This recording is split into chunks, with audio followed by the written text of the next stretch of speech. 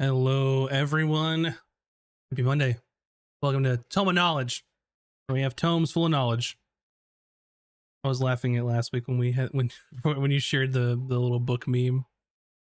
Oh yeah, Put the knowledge in your brain. all the D&D knowledge going in here. Yeah. You know. Welcome on in here. Our topic today, we're going to be talking about how Baldur's Gate 3 and D&D 5th edition differ in their rules and how they handle things. But before we get into that, hope y'all are having a fantastic day. And the end. Anything else to say? Yeah, it's good to see all the friendly, familiar faces up in chat. If you don't know, because you're listening in the future, we live stream Home of Knowledge all over on the purple and red. I think we can say it now. I'm gonna say it. What are they gonna do? Nothing. We live stream it on the two places you probably think that we do: YouTube and Twitch. There you go. Yeah. Anyway, if you don't have the time or energy, or if you just don't want to look at our faces, you can always check it out on our podcast where this releases as well, on all of our podcast platforms, which I think are just all of them. Unless it's not, then let me know and I can try and add it to that one in particular. With that being said, if you want early access to all of it, you can just go to our Patreon and get them, because they all release on Sundays. Sundays? Yeah. Like a northern, like a Midwestern way of saying it. Sundays and ice cream. There you go. So yeah, you can get early access on Patreon. There's also a Patreon tier where you can help me create an NPC for our campaign. It's on the platinum tier. So if that's interesting to you, and if you want to directly affect our game that we have on Fridays, do it. Which we're in the midst of campaign 2. Mm-hmm. And also, if you just want to hang out and chat with us, you know, if you want us to talk about something on Tome of Knowledge, or if you want us to spill any particular tea in our Out of Combat, which is our after show that comes out later in relation to our campaign, you can drop that in there in our sections in the Discord. Or you can jump in there and talk about how you're playing Helldivers 2 like everybody else. Or trying Welcome to the Helldivers 2 waiting room. Yeah. Oh yeah. Yep. Anyways, you have anything else you want to mention before we get on a roll here? Get on a roll. Hit the road running. What? The road, Jack. Yeah. Let's just get into it. Also, by the way, I'm here with Virtual Spectrum, Moves Like Jagger from the GG and crew. That's important. Hi. Not like we've done 40 episodes of this. Is this our 40th? Is this the 40th Tome of Knowledge? Hold on. Oh my god. Let me verify. I don't know. We stopped labeling them. I don't keep track of any of that. I keep track of it in on my personal files, because it's just easier than typing out the whole title. So locally, when I export them, they're just the number. But I will verify that. What number our next D&D session is. On top of that, I feel like we need a D&D word of the day, and when someone says it in chat, and then we do the Pee Wee Herman thing, we're like, you know? Yeah, I'm down with that. This is, it's our 40th. Wow. Ooh. Is it 40 in birthdays? Is that the silver one? Silver birthday? I don't want to talk about that because it's a little too close for home for me. Is that what that's called? Because that's like 9 months away from me. Oh, I don't know. I don't know. I'm just an old man who loves Dungeons and Dragons.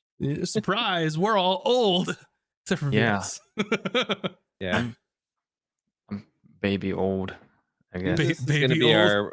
Yeah. And if we're gonna have market placement or ads or anything, it's gonna be VS's face. He's gonna be our poster boy. Yeah.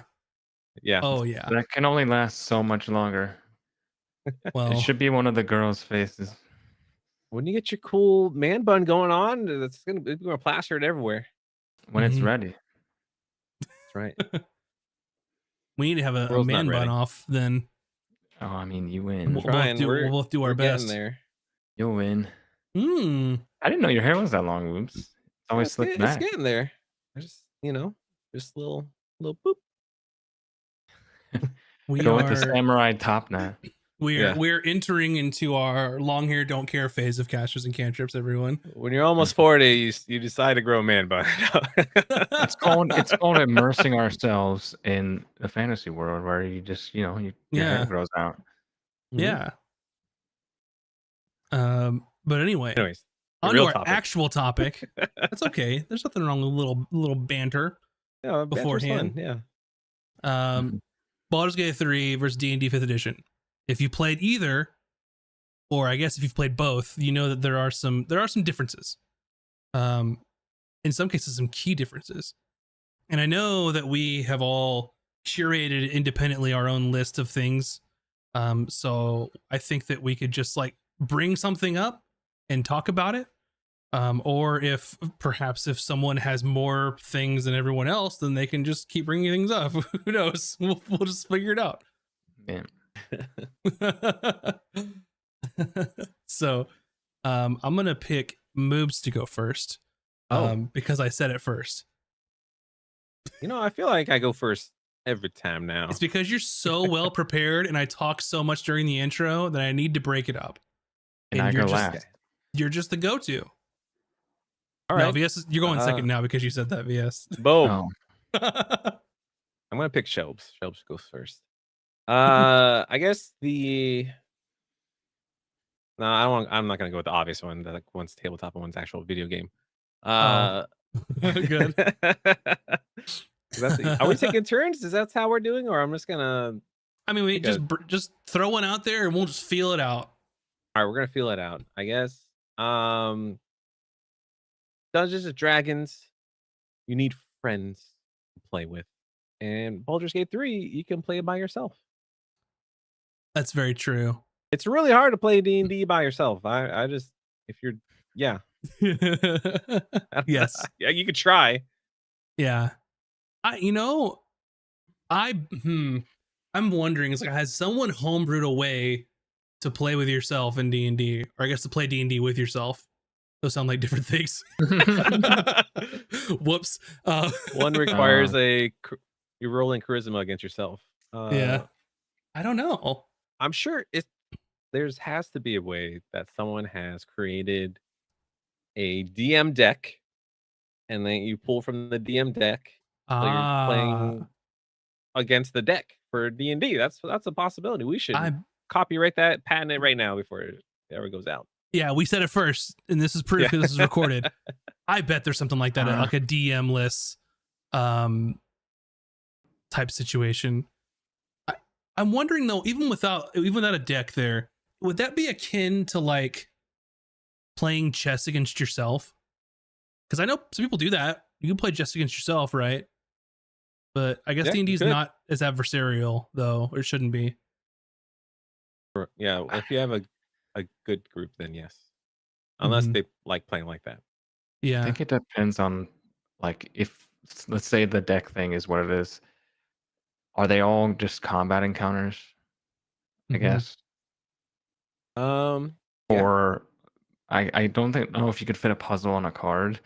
How would you roleplay as well? You would need to collect 4 cards that's hiding in the deck to complete the puzzle. But at that point, are you playing D&D? Not really, no. I don't know. Chat, could you play D&D with yourself? Is that possible? All right, we already have next week's topic, but yeah, we do. Tome knowledge tries to play D&D by themselves. Yeah, Tome knowledge, play with yourself. That's the title. I guess.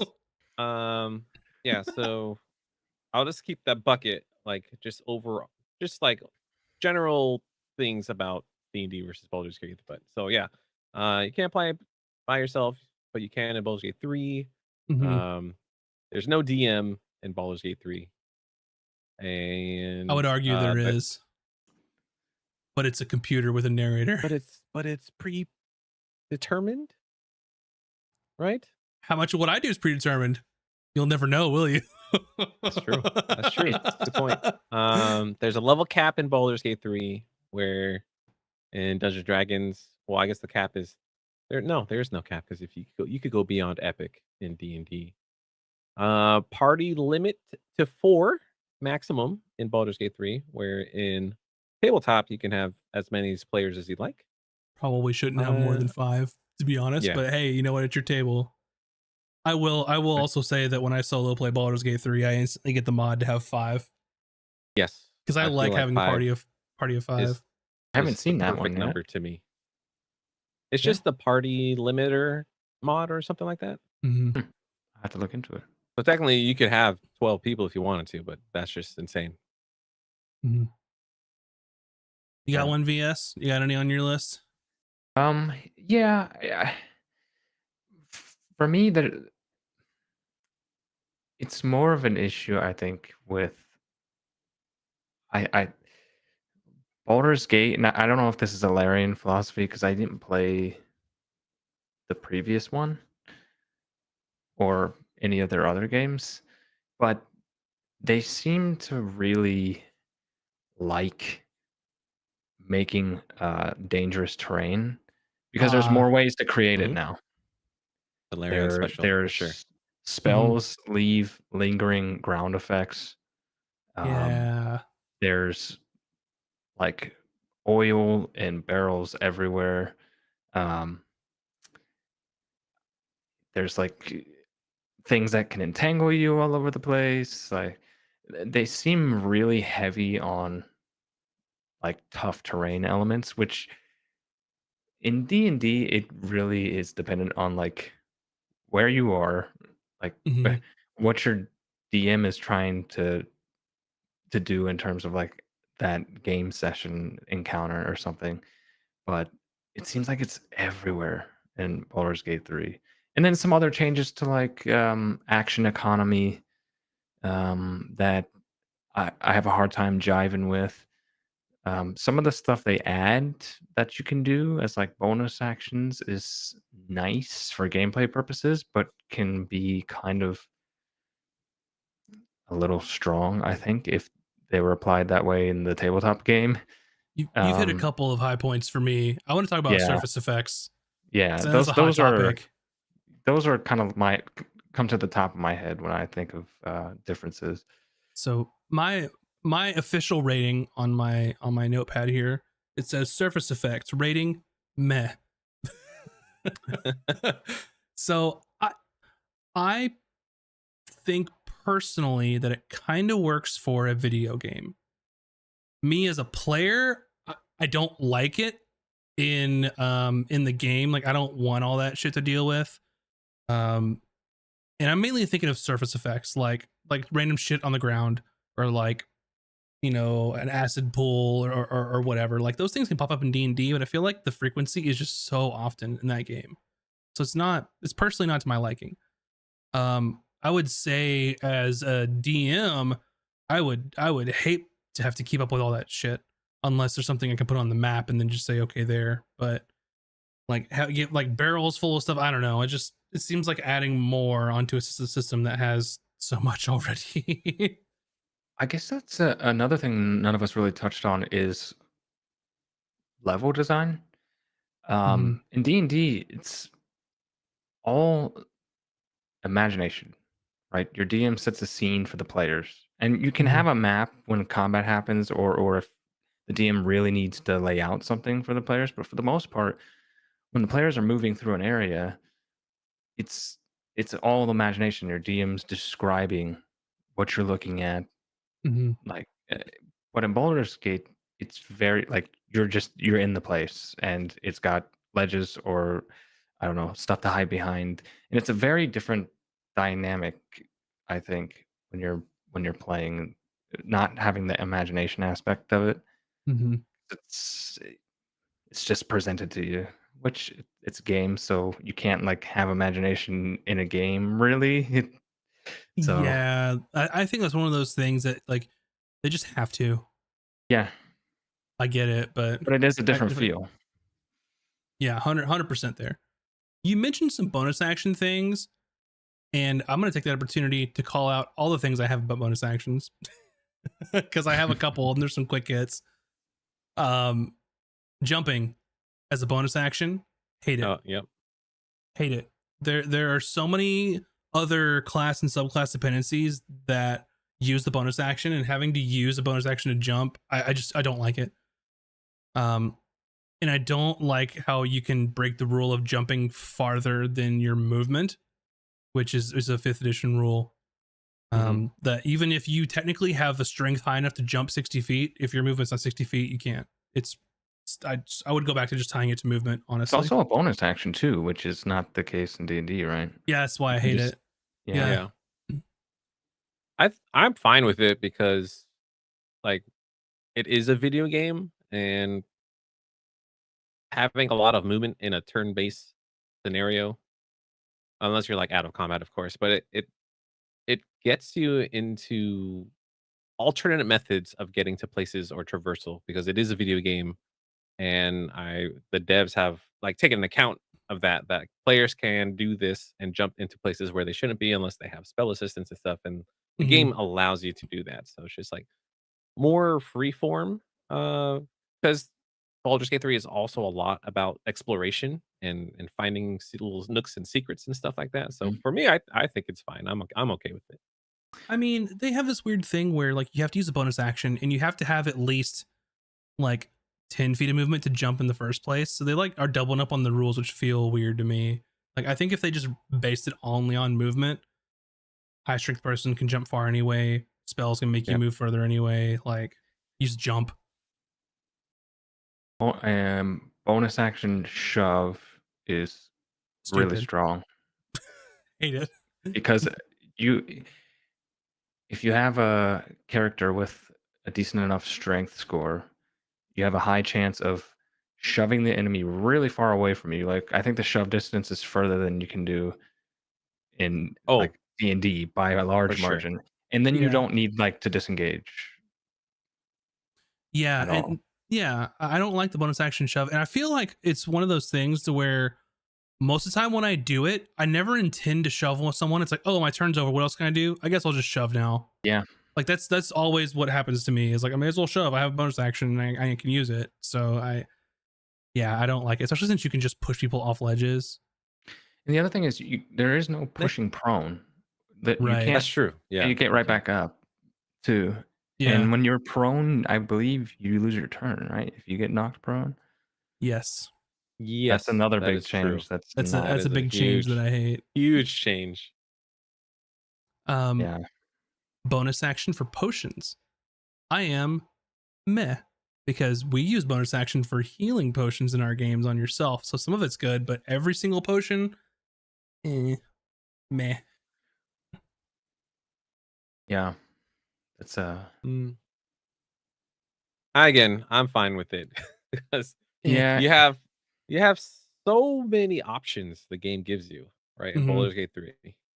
You have so many options that you have to do like the mundane things as a bonus action instead of like a full Yeah. action. There's Kind of go ahead. I was gonna move on, so Yeah, I was feel gonna free. move on too. I was Okay. gonna say, kind of moving on to like mechanical stuff. How do you guys feel about the way they handle movement, like distance of movement, like no grid type of system with the I always to me it feels like the movement in Baldur's Gate 3 in terms of how far a character can go without dashing seems really small comparatively. I don't know how it translates to the D&D, like what they It's the same because in D&D in this edition, like it's always 5 feet whichever direction you go. Diagonals used to be more in other editions, which is dumb, but that's a totally different topic. It just looks smaller because I feel like the battlefields can be much bigger in some maybe that. cases in the game, but the amount of feet's the same. So it just looks weird in And like a maybe 3D space. I don't think they measure it in feet, do they? They measure it in You can change it. Oh, you can? Mhm. Oh, well, shoot. Maybe that'll help. Because it's I'm reading it in meters and I'm like, dang, I can only go There's like a 8 meters. there's a gameplay option you can go from metric to imperial. Okay. This one might be a hot take for some. So in Baldur's Gate 3, well, I'll say first, in 5th edition, if you cast a leveled spell as a bonus action, you can't cast a level spell as an action. Baldur's Gate 3 doesn't do that. And to be honest, I think that's great because that rule is so fucking convoluted and stupid and hardly anyone understands it anyway that just toss it. I don't care. I don't think that there's going to be any crazy combination of a bonus action spell and an action spell that would just break the game anyway because I hate it. I hate having to deal with it. I hate having to deal with it, but I'm such a rules, stickler in my brain that I just have to, but it just feels arbitrary and silly because nothing stops you from casting a bonus action leveled spell and a reaction leveled spell. So I don't know. I just think I like that it changed in Baldur's Gate 3 because this is why not? How do you feel about the fact that wizards can learn spells from any scroll that's not necessarily a wizard spell? I think that's a little. I don't like it, just because there are some as wizards already know most spells anyway, or have the ability to. Like going outside of their wizard lane makes them pretty OP. Yeah.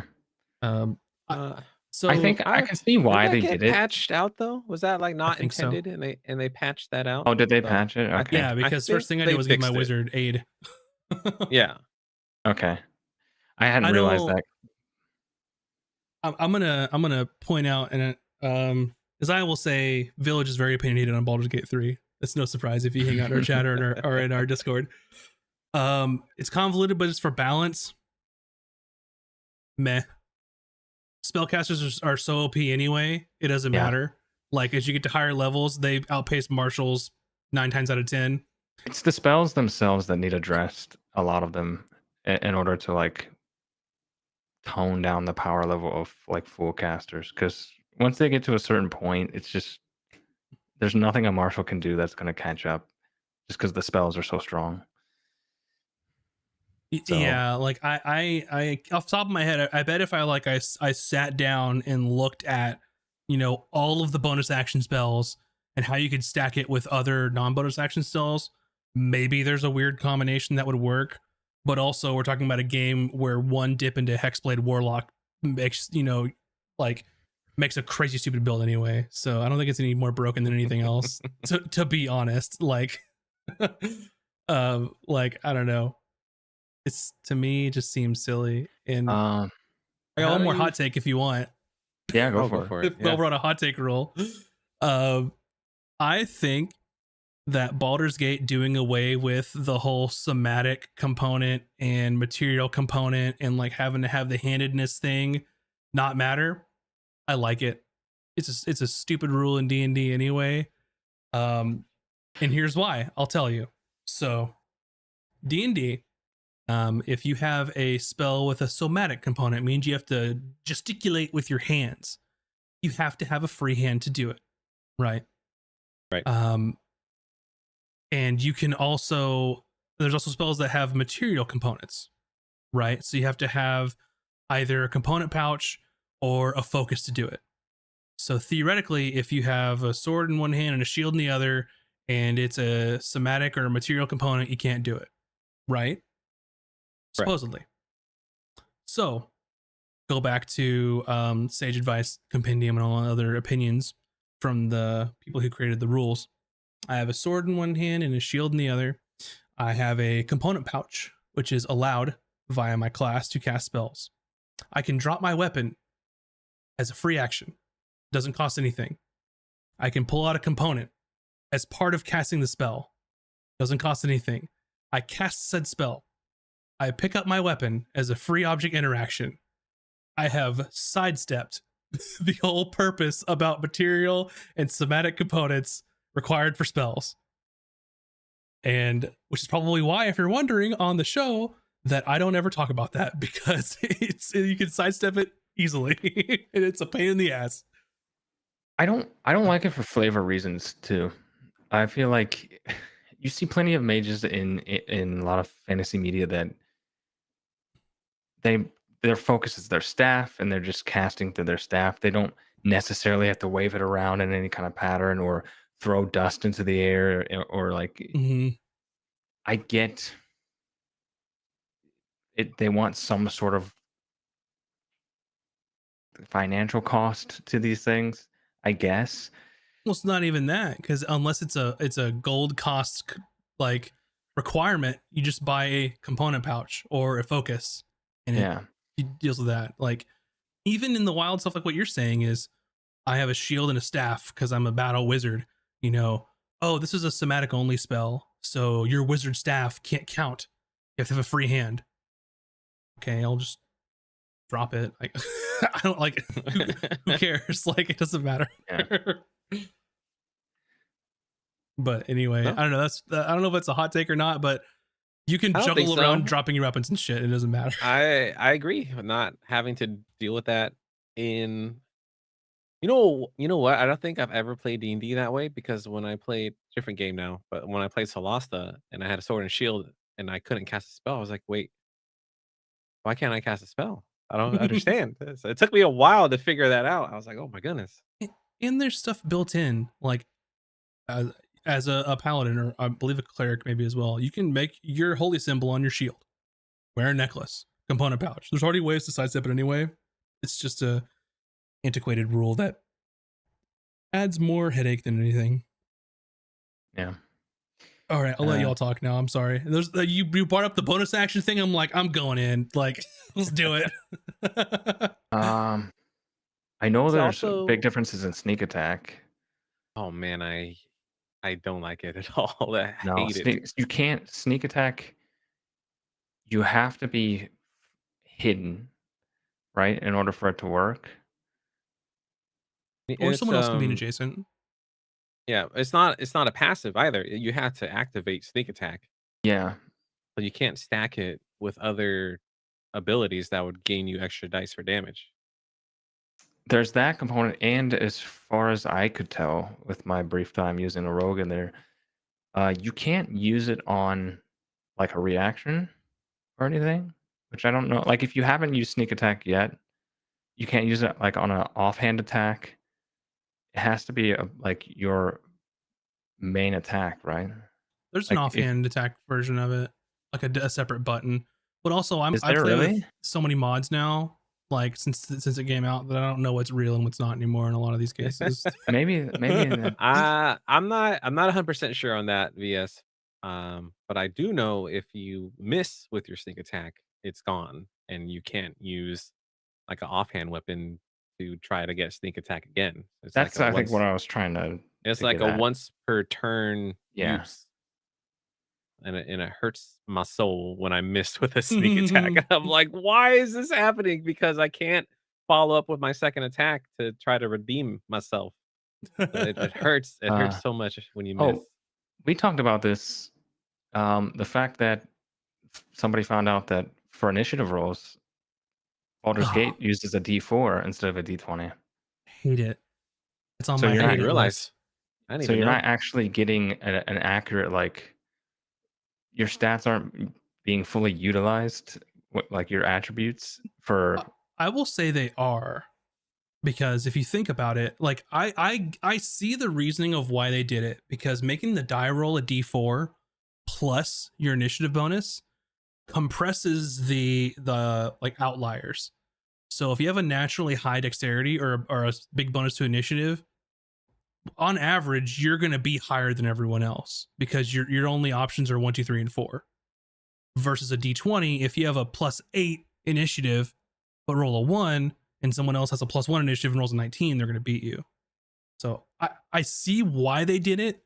I don't like it and modded it out very quickly. yeah. I don't know. I saw Village mention Mage Hand, like specific spells Yeah. work differently. Yeah, That's fixed with they. the mod for me. Yeah, I did not like what they did with Mage Hand. It hurt when I was like, why can't I do the things that I want with it? But Yeah. easily And moddable. yeah, and I'll say too that like with the vanilla version, I stopped picking Mage Hand as a cantrip because I relied too heavily on it, because I kept trying to shove people because it was there, and because you can do Mhm. it. Like, You can show a yeah, Mage Hand. yeah, Man, I need to unless they play patched it more. out. Yeah, unless they patched it out. I don't think they did. Um, Speaking of spells though, like some summons and effects also have HP and AC. Like your like spiritual weapon. If you summon spiritual weapon, it has AC and it has HP, and enemies can hit it. It does. Mhm. True. And like your like flaming sphere, same thing. I don't particularly like it because basically you're getting the effects of the spell and an extra thing to soak damage, which isn't really what it's for. Yeah, it does add another party member on the battlefield essentially because Yeah, the enemy units will target them instead of going after you. So yeah, Doesn't from a doesn't gameplay perspective, that's pretty awesome that you have another thing that soak up damage for you and you're not getting hit. So from a gameplay mechanic, that's pretty rad. am I But for wrong or does Mage D&D, Hand also have it's HP? it does. It has 1 HP. Yeah. Mm-hmm. That's what brought me from that to here. It's like as a gameplay perspective, yeah, you can soak up some damage in a fight. Like I seriously used flaming sphere to block an entire door, and they didn't have high enough attack to hit it. So yeah, and then just sit there and get burned. You know, pretty much, that's awesome. I'll tell you one thing that I'm not a huge fan of, and I get why they did it because it's a game. yeah. I don't like that. Like you one person in your party can be in combat while everyone else is not. Oh. I got kind of when I first started playing Baldur's Gate, I got kind of messed up with that a few times because I like sneaked up on some enemies with one character, and then it's like, oh, I'm in combat, but I didn't realize it wasn't combat for the whole party, Mm-hmm. and so I was wondering like why my other characters weren't getting a turn at Yeah. first, and I'm like, wait, what is this? And then I realized, oh, it's literally just for one character right now, and so I had to like physically move my other characters into a combat scenario, and I don't know. Some people might like that, and I get why they did it for gameplay reasons, Mm-hmm. guess. I don't know. I just would rather if I'm in combat, my party's in combat, so one character's not getting dogpiled on in Yeah. the turn order. I've had that happen too. Like where one of my stealthy characters just wasn't in initiative, and I forgot like after 2 turns, and then figured out like, hey, why isn't my rogue gone or whatever? Like, yeah. Yeah. I again from a gameplay mechanic, I like it because you can send your tank in or whoever. You're essentially pausing combat because you can leave combat, well, for your other characters, and kind of set up the battlefield you want to before they actually engage in combat. And I think As long as another they're not reason they did seen. that, yes, correct. And I think the other reason they did that is because of multiplayer. Because players are Yeah. gonna go off and do their own Ah, things, yeah. so they had to take into account for that. So, like, if you're on the other side of the map and someone gets in combat, like, it's gonna take you years, not Yeah. real years, but, like, you're on the other side of the map, it's gonna take you forever to Mm-hmm. reach the combat, where if you're playing online with friends and you're like, "Oh, shit, I got into combat, I need help," and they're like, "God damn it, I was trying to trade with this merchant, and now I gotta, like, run my ass all the way over," so that way the person in combat can just wait until the friends arrive, you know? So, I it works. yeah, I can see that, but then maybe limit it some way to a certain range. Like if your Yeah. party's there around the corner from you, I feel like I don't know. It's just weird that one or two characters can be in the next room in combat and the other ones are just chilling outside the door, not in combat yet. Mm-hmm. Yeah, it might be a line of sight thing as well, you know? So, like, the AI enemy AI can't see the other players or the other party members, so it won't Mm-hmm. consider them in combat. Yeah. Like I said, I realize it's most likely it made sense for gameplay purposes, but it's just a weird little thing for me. It's like a because then I Yeah. feel like I have to plan. I'm already planning my encounter anyway. If I spot enemies in a dungeon, I'm already thinking about what my next moves are going to be. And when a singular character gets into combat, it sometimes can throw off a plan that I had because now the turn order's set. The enemy gets their turns on my one character, and I haven't moved my other ones into position yet. Mm-hmm. It's like I don't know. Village brought up a good thing that I was going to think about talking about, but it's not on my list for some reason. Um, Mentioning about how only one character gets to be in a conversation, and now that with the newest Mm. patch, it prioritizes your main character in those certain scenes now. Which I don't necessarily like. If your whole party's there, and you know, for the game that that Bun and I are playing. Of course, heavily modded because of me. That I'm playing an artificer. I have super high intelligence, and she's playing a bard, super high charisma. When she gets in a conversation with my character standing right next to her, and there's an intelligence like roll, like my character should be able to step in and be like, "Oh, let me take a look." Right? I know history. I know Arcana. And I will say that is something that Solasta does very well. Excellent, because your entire party's in the conversation. They all help. They all can roll. It just picks the person with the best stat to help take care of it. So yeah, I think that could be handled a little better because, what's the point of having, because in that game, if you're not leading with your charisma character, unless you just want to play like a lawful stupid kind of run, like it benefits you to have your highest charisma character having the conversations for the most part, unless you just want to fail a lot of that stuff. But it negates everybody else who has their own like skills. But yeah, that's kind of how I feel about that one. We really haven't touched on much like the changes to how the classes function in Baldur's Gate versus D&D, because there are some significant differences with racial abilities, with class abilities. Yeah, I didn't have any one in particular that I wanted to talk about, but it's definitely something we have to touch on a little bit, I think. I was gonna lean on you because I didn't go that deep because it's just like there's so much in there. Yeah, and the problem with me is I haven't really sat down and gotten too far into it. So my experience with the classes is through like level 3 or 4, Yeah. and that's it. But I noticed, and probably again for gameplay reasons, they couldn't just port 5e in exactly with Yeah. the way their game functions. But I just wondered if any of you, since you've played a little bit more than me, had any thoughts on like the classes you've played and how like the differences, whether you think there's some good changes made to some class abilities, or if you like the D&D version more. I will say a thief rogue gets 2 bonus actions because the Yeah, other that's stuff cool. to implement is way too complicated and too niche for the game, which makes them pretty damn pretty crazy to play with 2 bonus actions with a Yeah. rogue. So that's one that I think off the top of my head, but I can't. Yeah, for class changes, I can't really. Nothing comes to mind other than they made Ranger Beastmaster better than D&D. D&D Beastmaster is booty, and Tasha's Baldur's isn't. Gate. Yeah, But Tasha's fixed it. Yeah. Yeah, because it's its own thing, right? It doesn't.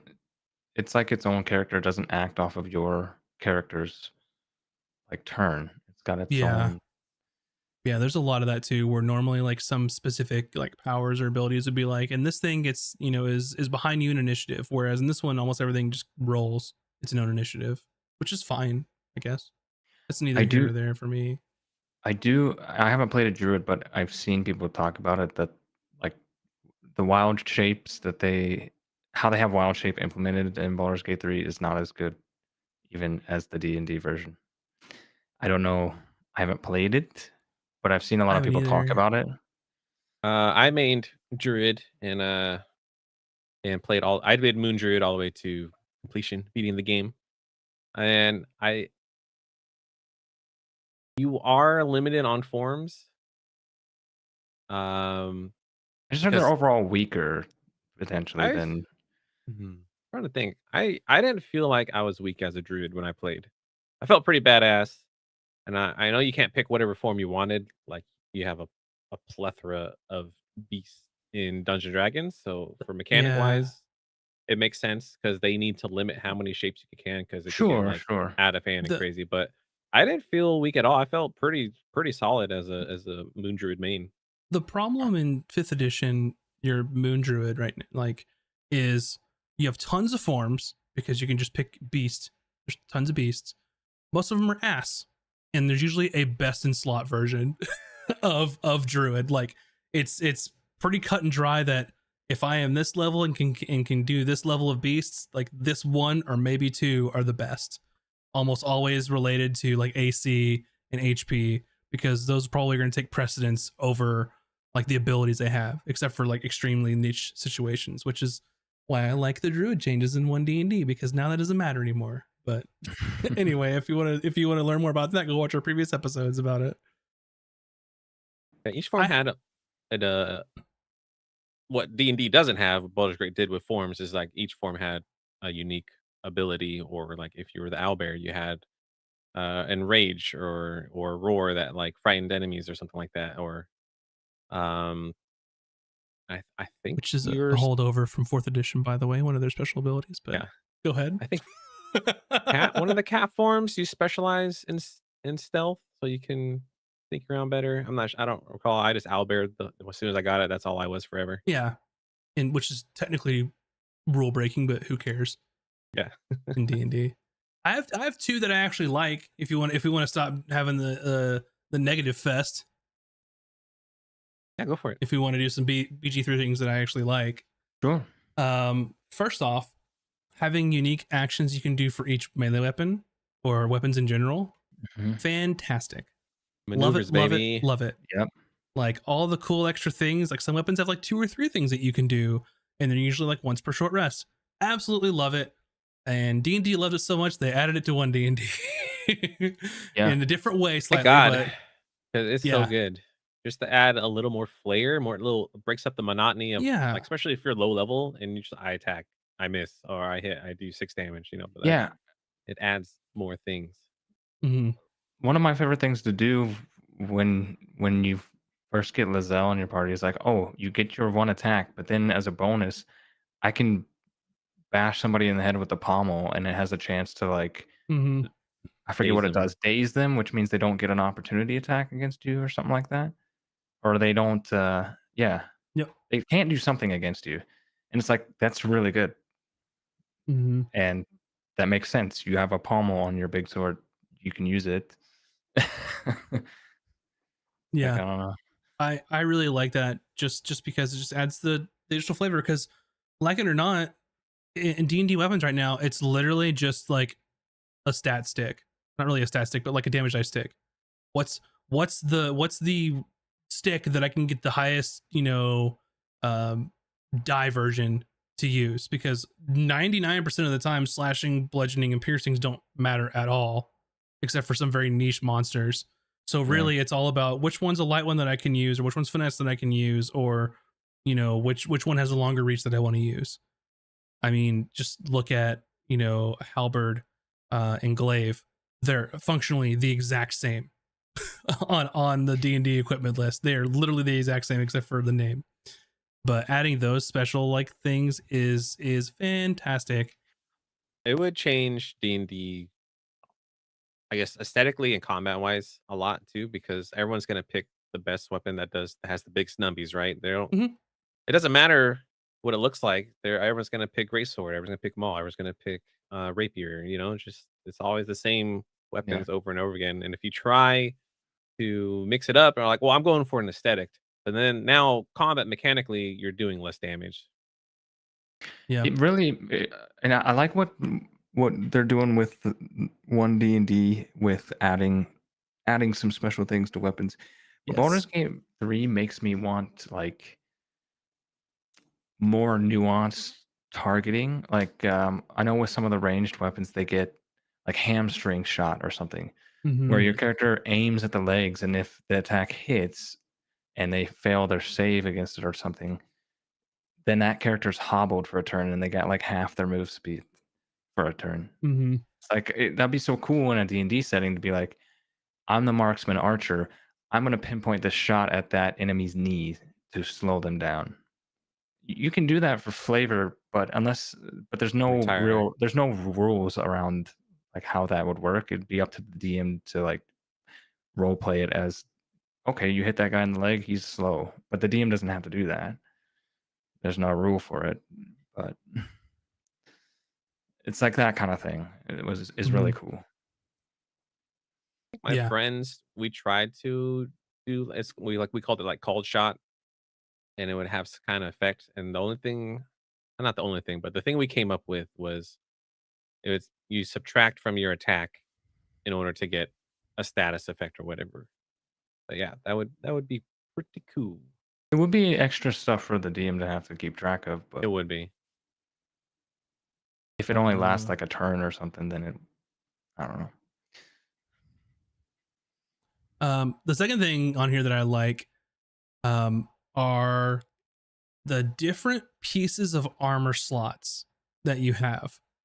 So you have like your normal armor, you have helmets, you have gloves, you have boots that don't give much extra stuff, but give just enough. Like, wearing like heavy armor like Greaves is like, oh, +1 athletics or something. Like, I like that stuff. It might be a little too granular for 5th edition. Um, but I kind of like that. The only thing I don't like about it is like heavy helmets eliminating crits, because that's what adamantine armor's for. It kind of, waters that down. But the idea is great. Yeah, and I feel like that's very much a video game decision on their part. Because Yeah, in D, like you said, in give 'em D&D, the you loot. just have your armor unless you get like magical boots or something Yeah. that do some. Whereas this is like we want to be able to have a character wear multiple pieces of gear to suit their style, and we'll tie the AC to the main piece, and then add little extra bonuses to the boots or the gloves or the helmet. That Yeah. But they also got rid of attunement as well, so you can yeah, they have did. like all those cool little magic items and stuff, which I think is fantastic. If I was beholden to 3 attunement slots, I'd be hurting in Baldur's Gate because you have so much magical items like flying at you. How do you So feel? let's Do you like let's having dive all those in. magical items? Let's dive in, boys. We're 'Cause getting they're to they're it. literally everywhere. So my jumping off point was like, yeah, there's boots and glove magical items were the normal ones, but now we're in it. We're in it now. So you said you don't mind the attunement slots being gone. What do you think about that, VS? Um, again, thinking about the video game side of things, I can understand them putting more magic items in there than you would probably ever see in a D&D session, but like Oh yeah. I, I don't know. It feels it, uh, it almost takes a little bit of the importance factor of finding a magical item that you would have in a normal D&D session, because in Baldur's Gate, at the end of any encounter or exploration, I can expect like there's probably going to be some type of magical item waiting for me, or strong potion or something. And that's fine, but I don't know. I could take it or leave it. If there was less magical items, I'd be fine with it. It wouldn't affect my gameplay at all in that game. Here's my hot takes on this. I think them not having attunement is a mistake. I think that attunement plays an important part with players having to make choices, because there are some items that in D&D that regardless of what your character is or who they are, your character just becomes that item pretty much, right? Your character has a wand of fireballs. That's all you do now. You're the guy that throws fireballs at the beginning of the battle, right? I've been in that situation. But at least limiting the amount of magic items that you can have forces you to make choices about your character on what's important and what magic items, and you have to determine like which ones are more important to you. Doesn't necessarily solve the problem of your character is your magic item, but at least you can't have like 10 magic items, right? The second part of that though, the amount of magic items that are in the game, I feel like it's fine if you had the attunement rules in place. There are many instances in other house rules and alternative rules. I don't even know if there's official or not. I have to look about like magic item distribution in like, because D&D it expects you to give magic items away. Like it's in there. It expects you to give them away. There's other rules for like low magic settings. There's rules for high magic settings. That's fine. It's in Faerun. It's their game. They choose what level of fantasy they have. But if you have attunement rules in there, you can throw all the cool shit you want at players, but then they still have to make a choice on what's important to them and what they want their character to be, versus carrying all like 10 slots full of magic items. So if they added that, I'd be more okay with it. Yeah. I Yeah, think for it video depends on the game, player, I think, give me right? give me the loots. Make it rain on me. I want all the items. Because yeah, I We mean, at the end of the day, D&D and Baldur's Gate 3 are extremely yeah. different, and the way you play both of them are extremely different. So, and Yeah. in a video game setting, I want my characters to look badass, and I want them to Mhm. have all the magics. I mean, I think that out of all of us, like you're probably the most well documented loot goblin out of all of us. If we had to put labels. It's true. If you play, like, be careful when you play Diablo 2 with me. I'm the loot ninja. Like, as soon as the item drops on the floor, it's gone. Like, He's holding alt and like clicking all the time. Yeah, I think it's important too is if you want to play a straight up, like, first of all, if you want to play D&D, play D&D. If you want to play the truest version of D&D as you could possibly get, like literal rulebook from the page onto the game, go play Solasta. That's the direction that they've chosen. It's not it doesn't have as much as a big budget as Baldur's Gate 3, It's a great game though. but I love it's it. fantastic. Like the graphics are not BG3 quality. Like some of the dialogue is all right, but if you're wanting straight up D&D rules, play it. It's fantastic. They have a shit ton of mods too, and they're great.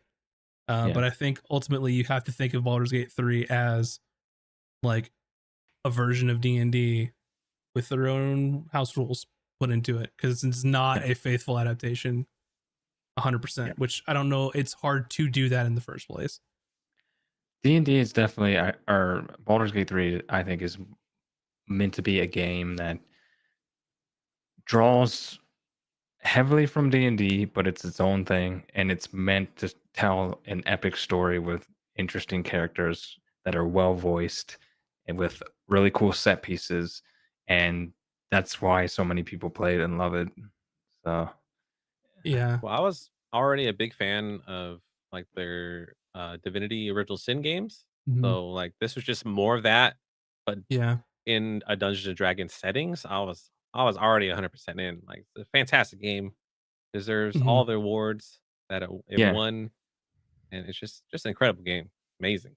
Yeah, I I know know. Yeah, for a lot of the podcasts, it sounded like we were being very negative on the game. We're not. Mhm. We I we love all Baldur's Gate enjoy the 3. game. We so all Yeah. good. enjoy it. We But should have led it, with that maybe, but we'll do better yeah, for Yeah, next time. yeah, I love it. It's a great game. It's a great yeah, game. yeah. It's just It's so good. if you go in like on the Venn diagram of Baldur's Gate 3 and D&D, there's a whole lot of overlap, but there's also not in some places. So if you want that 100% overlap, go play D&D or play Solasta for the most part. But yeah, it's a good thing to remember that it is a fantastic game for good reason. Yeah, game of the year for a reason, I would say. So yeah. Oh, please don't get mad at me, Sven or Michael. We love you guys. yeah, we should have led with that. Yeah. Damn it. We like the game. Yeah. How many hours? Hold on. This is how much I love Baldur's Gate 3. Let me look at how many hours I have. Yeah. 477 hours. Ooh, So- we I have 123, but I've not made it past Act 1. have a wow. What? That's incredible. I constantly, dude, I get bored with my characters I make. Is that weird?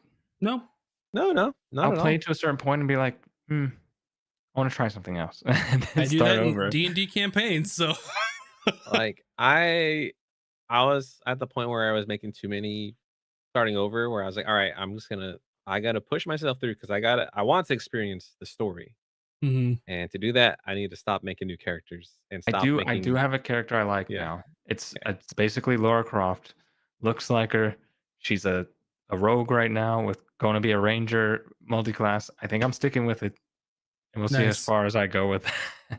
I'm excited, and once Bun and I finish our current run, I'm letting her make all the decisions for the most part, unless it's like a super important decision that I try to inform her beforehand so she doesn't, get upset about it later. Next run, just do full evil. I'm just gonna go for yeah. it. Hell yeah.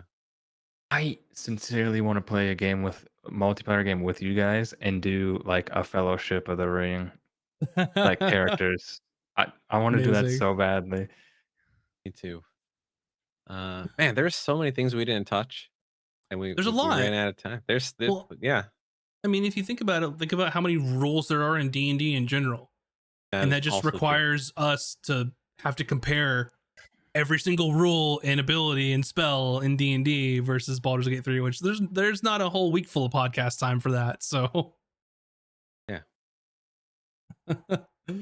Oh, but anyway, thanks by the way for chat for giving us your opinions on Baldur's Gate 3. It's all good fun.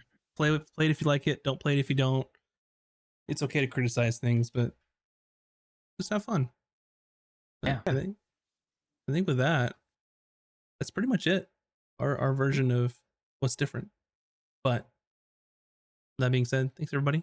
Hope you have a fantastic rest of your whatever. If it's now evening, if it's not now, have a fantastic whatever. Yeah. Good morning, vinning.